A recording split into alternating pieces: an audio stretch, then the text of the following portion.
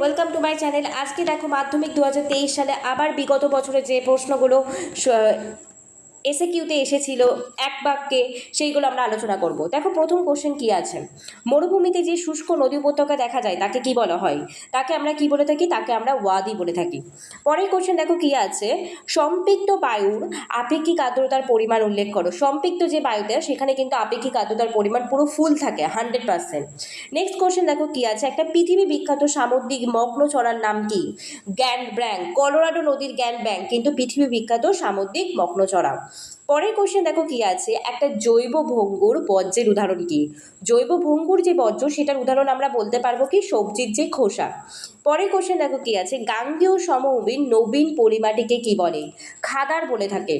ভারতের কোন রাজ্যে চা উৎপাদন প্রথম স্থান অধিকার করে? ভারতের চা উৎপাদনে প্রথম স্থান অধিকার করে কিন্তু অসম। তারপরে দেখো 2011 সালে জনগণনা অনুসারে ভারতের সাক্ষরতার হার কত? ভারতের সাক্ষরতার হার কিন্তু 74.04% ছিল।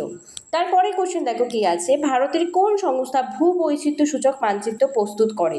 এসওআই মানে কি? সার্ভে অফ ইন্ডিয়া আমাদের কিন্তু ভূবৈচিত্র্য সূচক মানচিত্র প্রকাশ করে।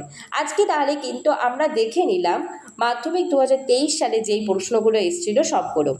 এইবারে আমাদের 23 সাল কমপ্লিট হলে 2022 সাল 21 সাল এইরকম করে কিন্তু আমি শর্ট কোশ্চেনগুলো তোমাদেরকে কিন্তু সবগুলো মনে করিয়ে দেবো, এবং কেমন টাইপের কোশ্চেন আসছে সেইগুলো দেখে কিন্তু তোমরা পরবর্তী মাধ্যমিক 2027-এর জন্য কিন্তু ভালো করে প্রিপারেশান নিতে পারবে। Stay connected with my channel.